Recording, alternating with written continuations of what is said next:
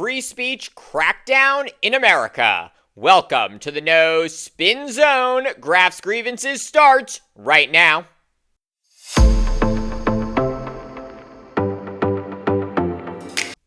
Since 1787, there have been 27 amendments to the U.S. Constitution. The first 10 of these are known as the Bill of Rights, and they lay out specific freedoms that belong to every American citizen, while limiting the power of the federal government. Before these amendments, many states were hesitant to ratify the Constitution because they feared the federal government would gain too much power over the people.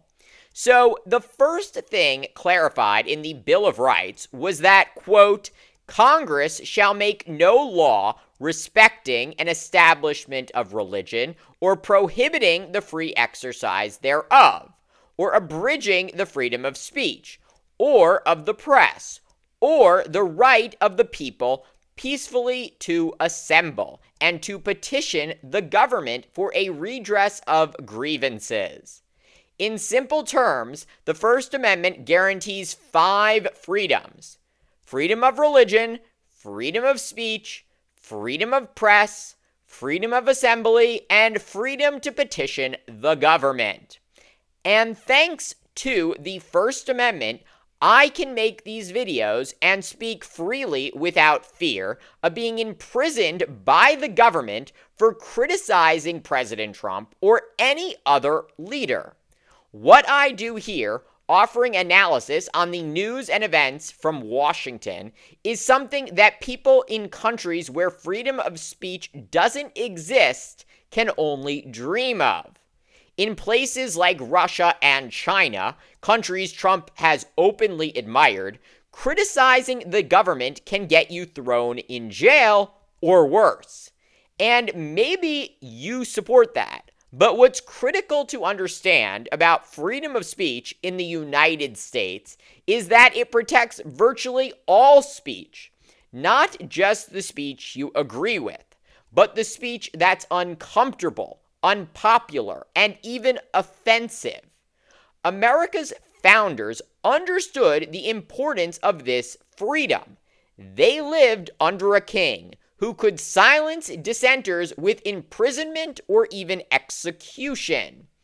That's why they created a government that could not take away the right of the people to speak their mind or protest the government when it overreached. But what happens when someone isn't a citizen, but a legal permanent resident or a green card holder? Mahmoud Khalil, a legal permanent resident, was arrested recently in New York and is now being held in a Louisiana detention center. The reason? According to Trump's Secretary of State, Marco Rubio, there are, quote, reasonable grounds to believe that Khalil's presence or activities in the U.S. could have potentially serious adverse foreign policy consequences. That does sound serious, right? But has Khalil actually been charged with a crime? As of now, the answer is no. Khalil's lawyer says no charges have been filed, and she has filed a habeas corpus petition challenging the validity of his arrest and detention. So you might be thinking, and probably are, what's really going on here? Last spring, Khalil was the leader of pro-Palestinian protests at Columbia University that sparked controversy and caught the attention of Trump and Republican lawmakers. The protests became a focal point for claims of chaos and lawlessness in America under President Biden. While some protests did lead to violence and arrests, Khalil was not accused of being involved in any unlawful activity.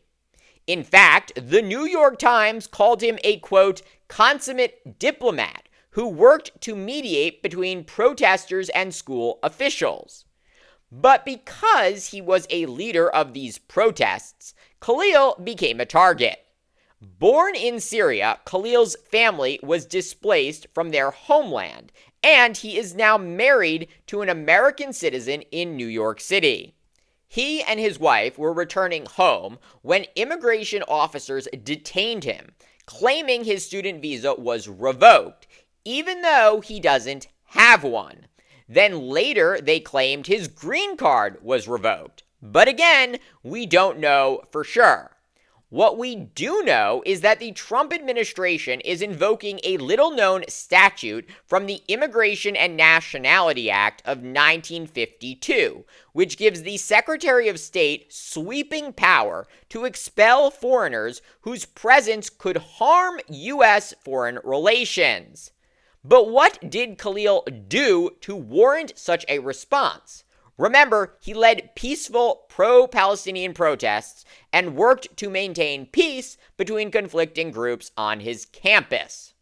Yet, according to ICE, Khalil, quote, led activities aligned with Hamas, a designated terrorist organization. Has there been any evidence to support this claim? Not yet. It seems like the government is using this outrageous accusation to justify targeting someone they don't agree with. Trump has publicly vowed to revoke the visas of international students who participate in pro-Palestinian protests, calling them terrorist sympathizers and claiming they are teaching American children to hate. But whatever happened to the First Amendment? Trump has always used his freedom of speech to attack opponents and spread misinformation. Yet, now that he's in power again, he's trying to restrict that same freedom for others, particularly when it comes to speech he doesn't like. His focus right now is on Khalil, but if his tactics are allowed to continue, who will be next? In the end, this isn't just about Mahmoud Khalil. It's about the future of free speech in America. If the government can silence dissent through vague accusations and arbitrary detentions, then none of us are safe from the erosion of our fundamental rights. The First Amendment is what protects our ability to speak out, challenge the status quo, and hold those in power account. If we let that slip away, we risk losing the very freedoms that define us as a nation. Thank you for watching Graf's Grievances. Let me know what you think. Please like, subscribe, share, and join me tomorrow for more.